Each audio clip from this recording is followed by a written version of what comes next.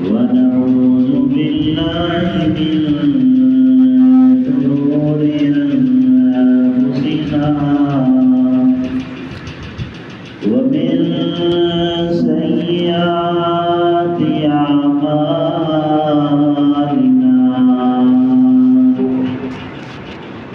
من يهده الله فلا مضل له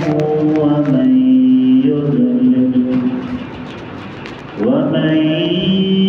يضلله فلا هادي له ونشهد أن لا إله إلا الله وحده لا شريك له ونشهد أن سيدنا وسندنا ومولانا محمدا عبده ورسوله أما بعد فأعوذ بالله من الشيطان الرجيم بسم الله الرحمن الرحيم أهم يقسمون رحمة ربك وقال الله تبارك وتعالى في موضع آخر وآتوا حقه يوم حصاده وقال الله تبارك وتعالى في موضع آخر يا أيها الذين آمنوا صلوا عليه وسلموا تسليما اللهم صل على محمد وعلى آل محمد كما صليت على إبراهيم وعلى آل إبراهيم وعلى آل إبراهيم إنك حميد مجيد اللهم بارك على محمد وعلى آل محمد كما باركت على إبراهيم وعلى آل إبراهيم وعلى آل إبراهيم إنك حميد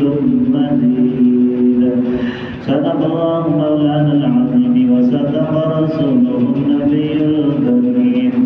ونحن على ذلك لمن الشاهدين والشاكرين والحمد لله رب العالمين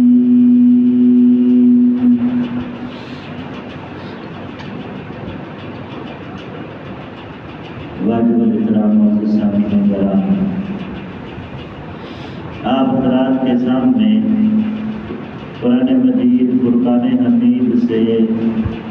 दो आयात मुबारका का हिस्सा तिलावत फरमाया जो दो अलहदा मज़ामीन हैं। दुआ है कि अल्लाह रब्बुल इज़्ज़त मुझे हक सच कहने के उसके बाद मुझे और आपको ऊपर अमल करने की तौफीक अता फरमाए।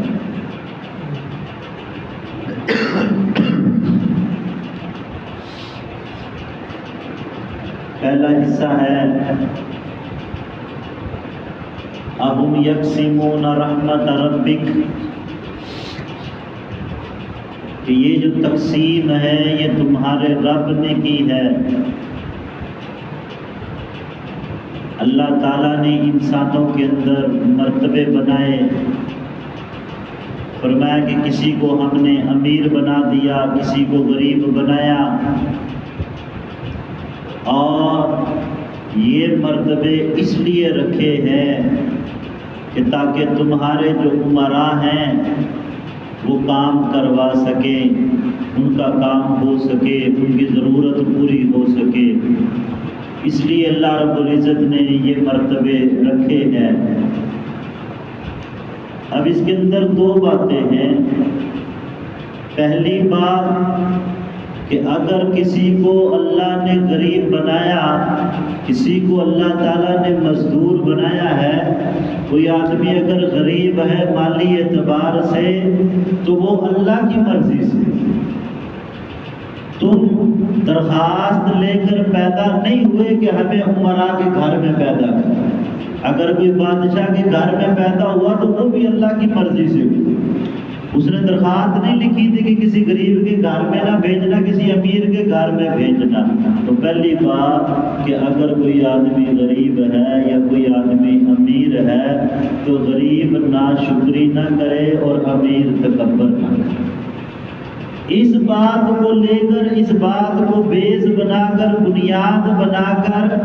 کہ میں غریب ہوں، اللہ نے مجھے غریب رکھا، میرے پاس کھانے کے لیے کچھ نہیں، تو فرمایا اس پر ناشکری نہ کرے۔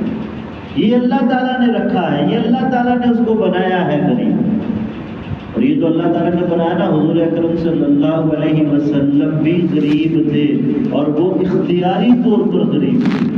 اللہ نے نہیں بنایا، وہ اختیاری طور پر غریب تھے، وہ جان بوجھ کر غریب بنے ہیں۔ کہ فرشتے آتے ہیں کہ یا رسول اللہ حکم دیجیے کہ احد پہاڑ جو اس کو سونے کا بنا دیں، آپ جو ہے یہ کر دیں آپ کے لیے، یہ کر دیں، ساری دنیا آپ کے لیے سونے کی بنا دیں۔ فرمایا کہ اللہ نے اختیار دیا اپنے بندے کو دین اور دنیا کہ دونوں میں سے کیا لینا ہے، تو اس بندے نے دین کو پسند فرمایا، دنیا کو پسند فرمایا۔ اور وہ بندہ آپ سے خود کہ آپ نے دنیا کو پسند نہیں فرمایا، دین کو۔ حضرت عائشہ صدیقہ رضی اللہ تعالیٰ عنہ کے حجرے کے اندر ایک مرتبہ پردہ لٹکا ہوا، رنگدار پردہ لٹکا ہوا، تو آپ نے جا کر اس کو غصے کے اندر اتار دیا کہ میں دنیا کے اندر زیب و زینت کے لیے نہیں آیا، ہم تو دنیا کے اندر وقت گزارنے کے لیے آئے ہیں، یہ زیب و زینت کی نشانی ہے، لہذا اس کو اتار دیا۔ تو وہ پردہ جو ہے وہ اتار کر رکھ دیا، تو وہ اختیاری طور پر غربت کو اختیار فرمایا آپ صلی اللہ علیہ وسلم نے۔ تو فرمایا کہ کوئی اگر آدمی غریب ہے تو وہ ناشکری نہ کرے، کہ میں جو اللہ تعالیٰ نے مجھے غریب بنایا، اور اگر کوئی امیر آدمی ہے تو وہ تکبر نہ کرے۔ اس لیے فرمایا کہ اہم یقسمون رحمت ربک، یہ تمہارے رب نے تقسیم فرمائی ہے، تم نے تقسیم نہیں کی ہے، کہ تم آپس میں جو ہے وہ غریب اور امیر نہیں بنے۔ اور اس تقسیم کا دوسرا فائدہ، پہلی بات ہے کہ دل کے اندر جو ہے وہ ناشکری نہیں اور تکبر نہیں، اور دوسری بات، اور فرمایا کہ اس کی حکمت کیا ہے، اس کا فائدہ کیا، اللہ تعالیٰ اگر سب کے سب کو ہی امیر بنا دیتا، سب کے سب کو ہی اللہ تعالیٰ مالدار بنا دیتا، تو تمہارا مکان بنانے والا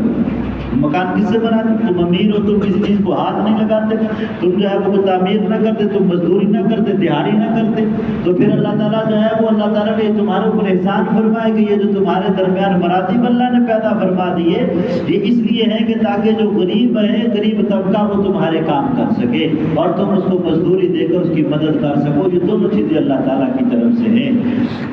اور پھر فرمایا کہ بہترین انسان کا کھانا وہ ہے کہ جو اس نے اپنے ہاتھ سے کمایا،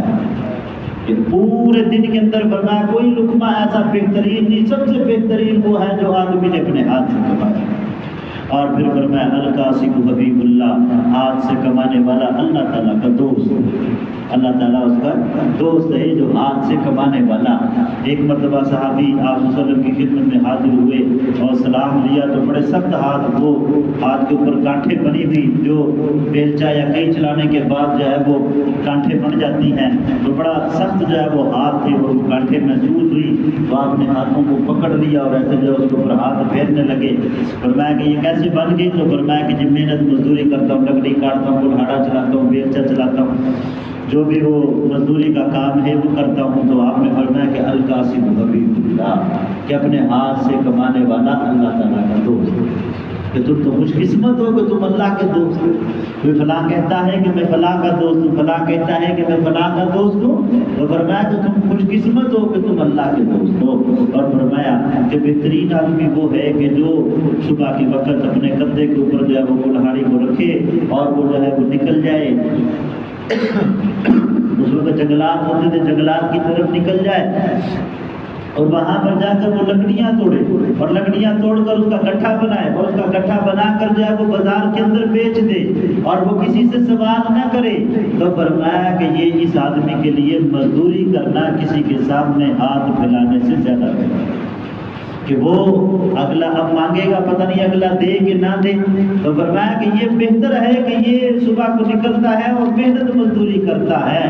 ایک آدمی جو ہے وہ صحابہ کرام رضوان اللہ علیہ مجمعین کے سامنے سے بڑی تیزی کے ساتھ جو ہے وہ گزر گیا، بڑا نوجوان اور بڑا صحت مند آدمی تھا، اور جو کلہاڑا لے کر یا جو بھی مزدوری کا آلہ تھا اس کو لے کر بڑی تیزی کے ساتھ گزر گیا۔ تو صحابہ کرام رضوان اللہ علیہ مجمعین نے فرمایا کہ کاش کہ یہ آدمی اسی طرح سے دین کے لیے بھی محنت کرتا، دین کے لیے بھی تقدو کرتا۔ تو آپ نے فرمایا کہ نہیں، ایسا مت کہو، یہ آدمی نکلا ہے اگر تو یہ سچے دل سے نکلا، اس کی ریاکاری نہیں ہے، اپنی نوجوانی، اپنی جوانی اور اپنی طاقت کے اوپر گھمنڈ نہیں ہے، اور یہ آدمی روزی تلاش کرنے کے لیے اپنے بچوں کے لیے نکلا ہے، تو پھر یہ ایسا ہے جیسے اللہ کے راستے میں جہاد کرتا۔ اور اگر اپنے بوڑھے ماں باپ کے لیے نکلا ہے تب بھی ایسا ہے جیسے اللہ کے راستے میں، اور اگر اپنے بچوں کا پیٹ پالنے کے لیے نکلا تب بھی ایسا ہے جیسے اللہ کے راستے میں، اور اگر اپنی عزت نفس کو بچانے کے لیے نکلا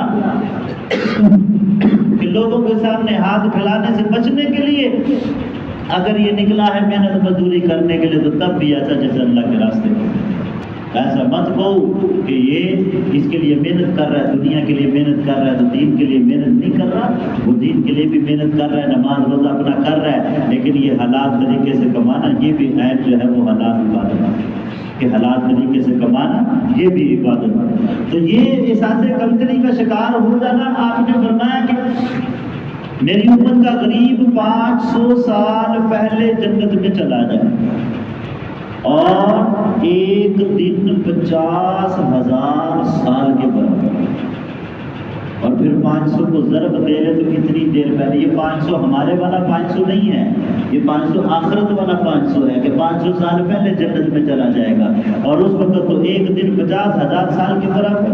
اور وہ 500 سال پہلے جو اللہ تعالیٰ اس کو جنت کے اندر بھیج دیں گے۔ اور پھر سب سے بڑی بات یہ کہ آپ صلی اللہ علیہ وسلم نے خود غربت کو پسند فرمایا، کہ غربت مطلب غریب رہنا، اس کے اندر فاقے کے اندر رہنے کو آپ نے پسند فرمایا۔ صرف یہ بات ہے کاد الفقر و یکون کفرا، کہا کہ غربت، ایسی غربت اختیار نہ کرنا، کاد الفقر و یکون کفرا، کہ جو غربت تمہیں کفر کی طرف لے۔ ایسی اگر اتنی برداشت نہیں کر سکتے تو پھر غریب بھی نہ رہنا، کہ اگر تم غربت کو برداشت نہ کرتے ہوئے قادیانی بن جاؤ، غربت کو برداشت نہ کرتے ہوئے اپنے دین سے مرتد ہو جاؤ، اور جو ہے وہ پیسے کے لالچ میں، مال کے لالچ کے اندر آ کر تم اپنے دین کو بیچو، تو پھر ایسا غریب بھی نہ بنو۔ پھر ایسی غربت کو بھی اختیار نہ کرنا، ایسی غربت کو اختیار کرنا جس میں تم اپنے دین کو بچا سکو، دین کو بچا کر رکھ سکو، تو ایسی غربت کو جو ہے وہ تم تلاش کرنا۔ ایک واقعہ ہم نے سنا اور پڑھا خلیفہ ہارون الرشید کے حوالے سے، ایک بچہ، ایک آدمی نکلا مزدور کو تلاش کرنے کے لیے، کہ مزدور کو بغداد کا واقعہ ہے، مزدور کو تلاش کرنے کے لیے نکلا، تو راستے کے اندر جہاں پر مزدور بیٹھے ہوتے ہیں، جہاں پر ان کا اڈا ہوتا ہے، وہاں پر وہ آدمی پہنچا تو اس نے دیکھا کہ مزدوری کرنے والے کے اندر جو ہے وہ ایک بچہ بھی ہے، نوجوان ہے، اس کے چہرے کے اوپر جو ہے وہ نماز کے اثرات ہیں، کہ پیشانی کے اوپر جو ہے وہ نماز کا داغ پڑا ہوا ہے۔ تو پوچھا کہ بیٹا تم مزدوری کرو گے؟ اس نے کہا آج اڈے کے اندر بیٹھے ہیں تو مزدوری کرنے کے لیے بیٹھے ہیں۔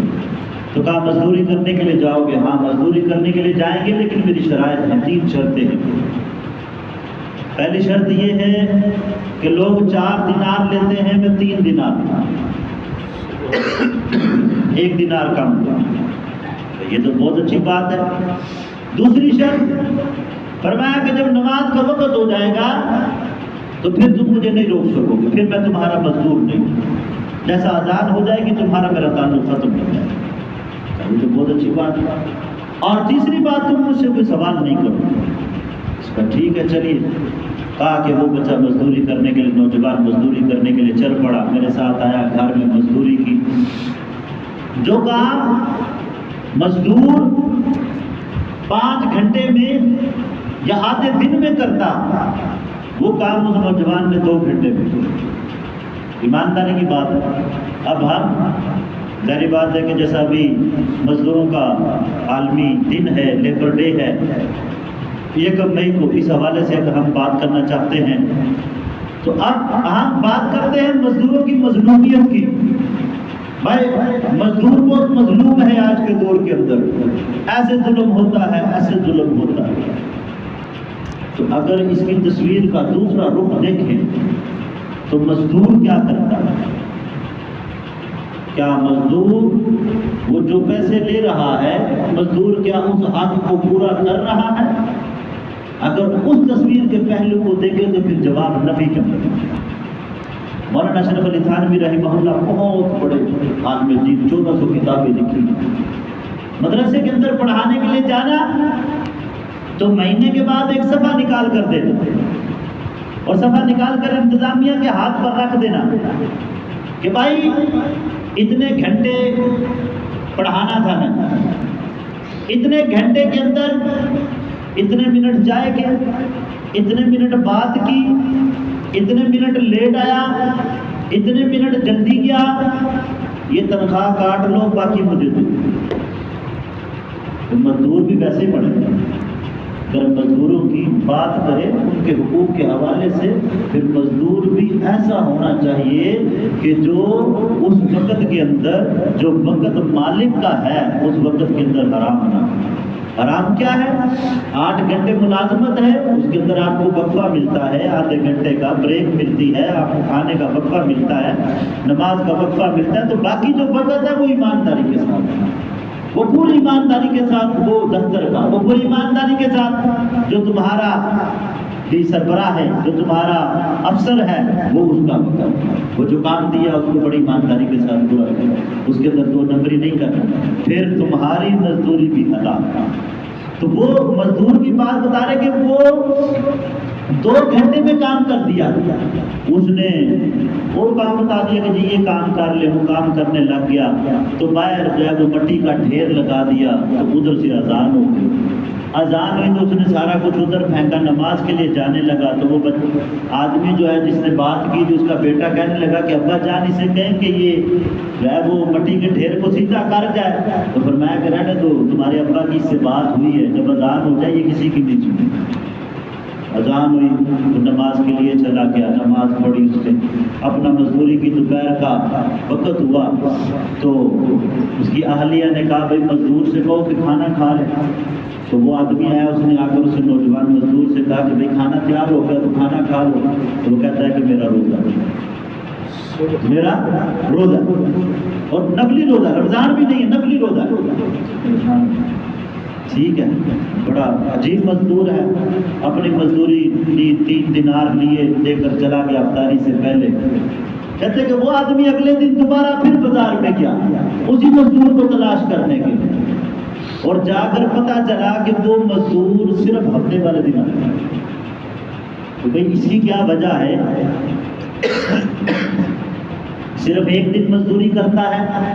تو کہا کہ وہ کہتا ہے کہ میرا پورے ہفتے کا خرچہ جو ہے وہ صرف 3 دینار تھا،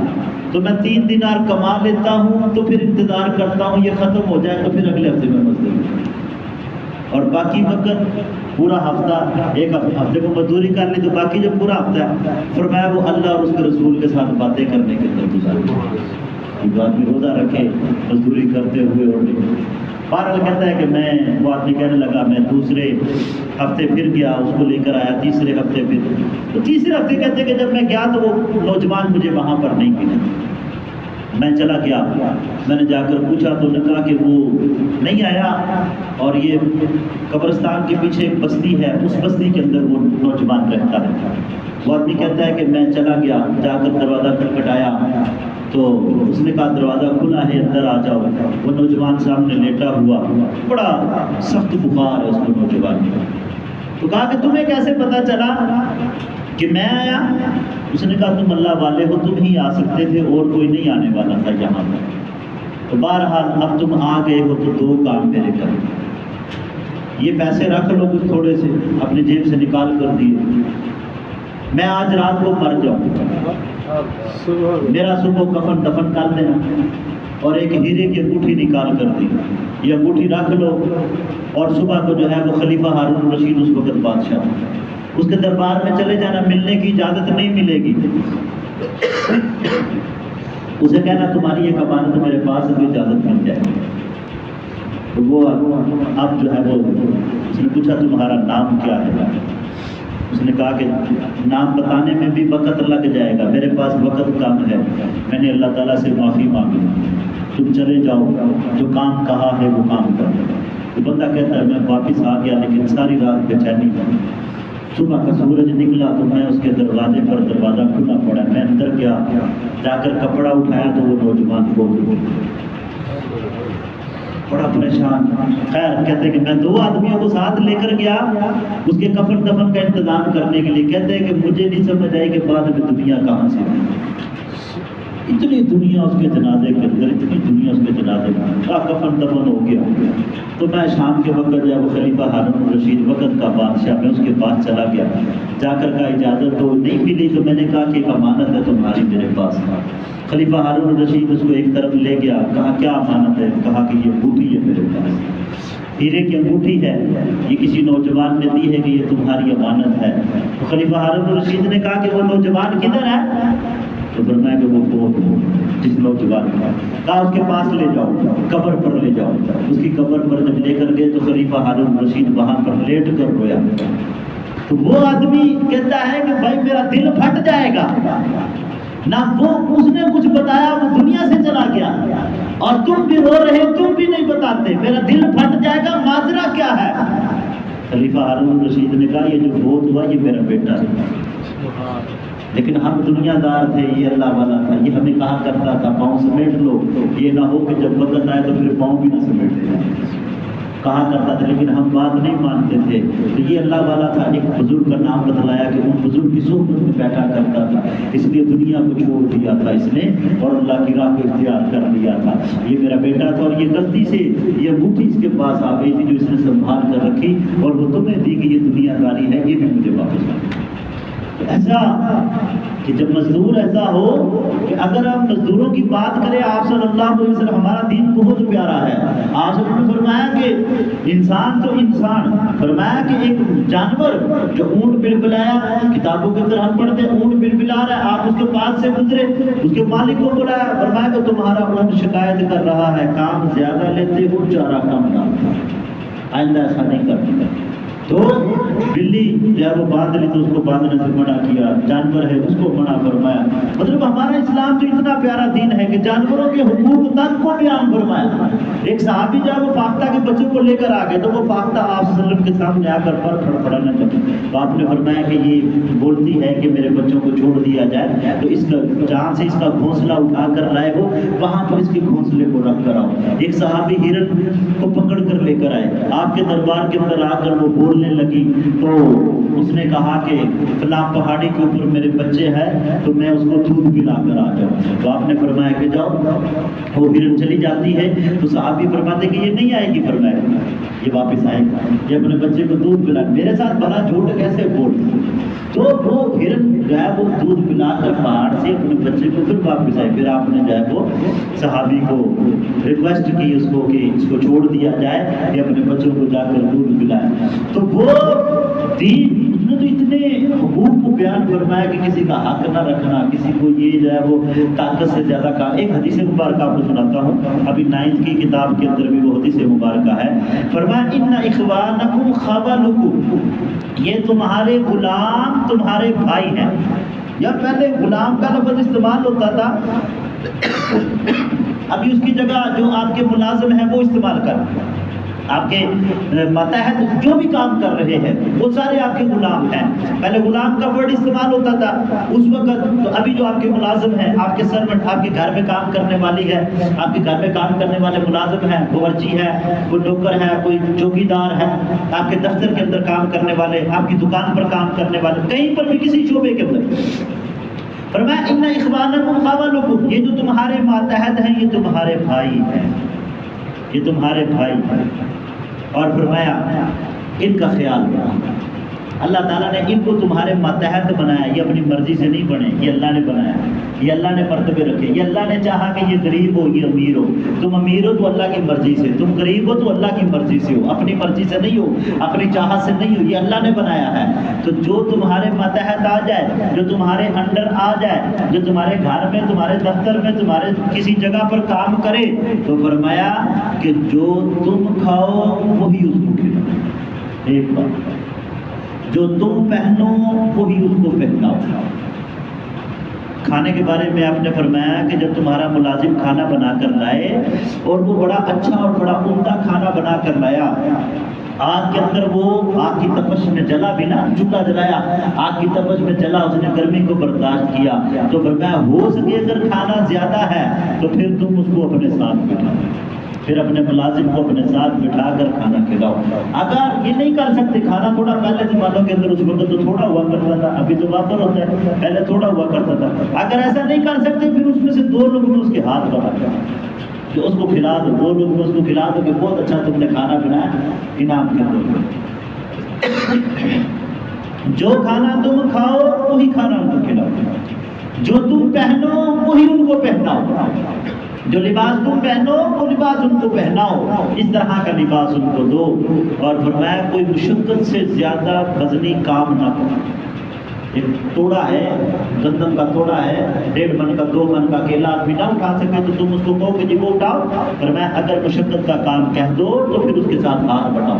پھر ساتھ میں ہاتھ لگا دو، پھر تمہاری شان کے اندر کمی نہیں آئے گی، پھر ساتھ میں ہاتھ لگا دو، اس سے زیادہ وزنی جو ہے وہ اس کو کام نہ دو، اگر تمہیں لگے وزنی ہے تو اس کا ہاتھ لگا۔ دین نے تو بڑے حقوق بیان فرمائے، یہ پھر بعد میں آ کر جو ہے وہ